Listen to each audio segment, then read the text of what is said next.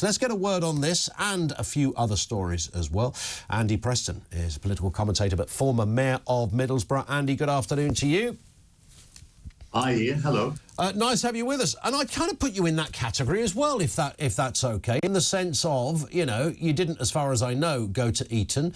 You didn't shin your way through the parliamentary system to become Mayor of Middlesbrough, and a successful one as well.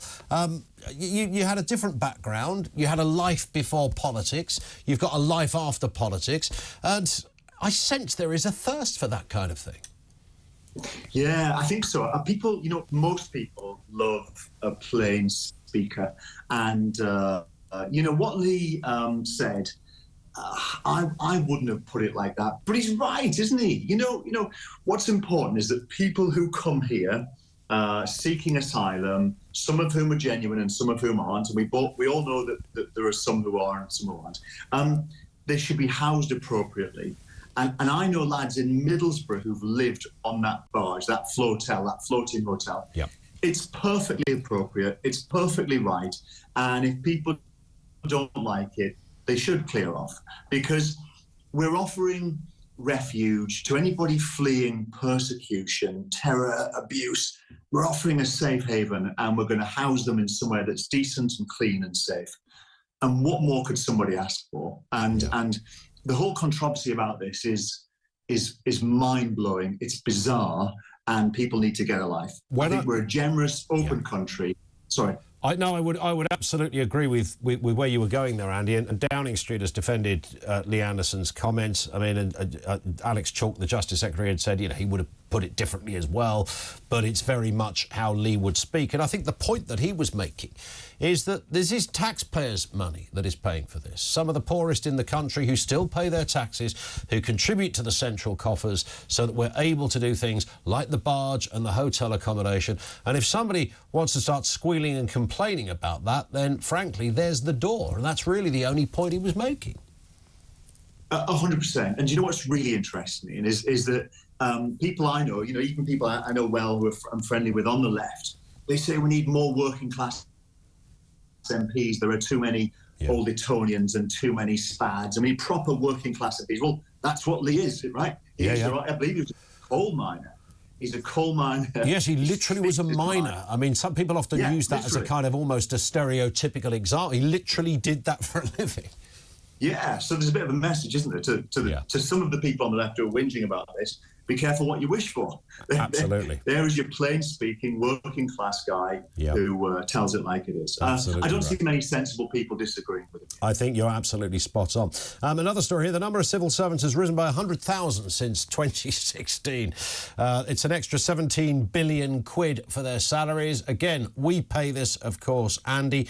You do sort of wonder, look, I know it's a very easy target to have a pop at the civil service. You know, we need hard-working women and men to do jobs behind the scenes. Of course we do. But 100,000 increase in just shy of 7 years does seem extraordinary.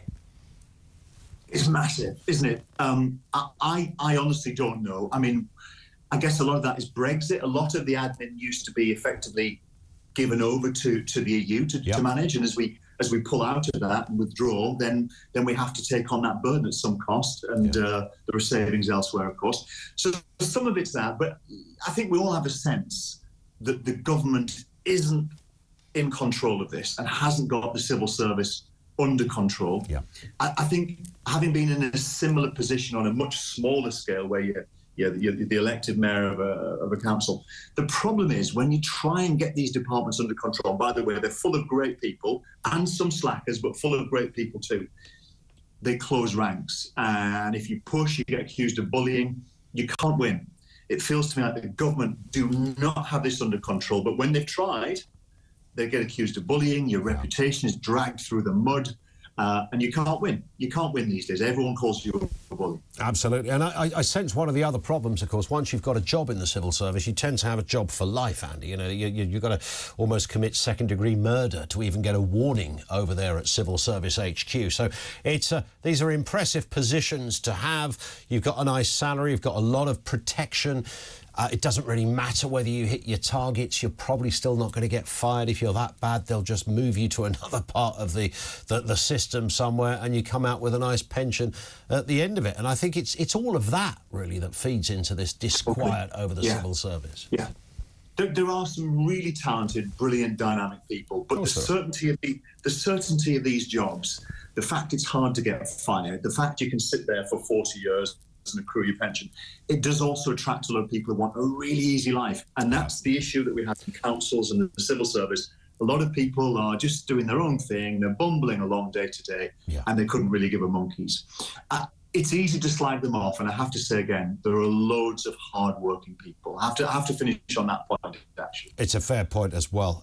Just finally, the cyber attack on election body puts details of more than 40 million voters at risk. I mean, this is a deeply disturbing story. Tens of millions of voters could have been accessed by hackers who targeted the election watchdog. And there's significant information, as we understand here. Various rumours as to who the hackers might have been. Some people suggesting it was the Russians, others suggesting it was a kid in their bedroom just larking around with a joystick. I've no idea which, but nonetheless, this is disturbing stuff, Andy.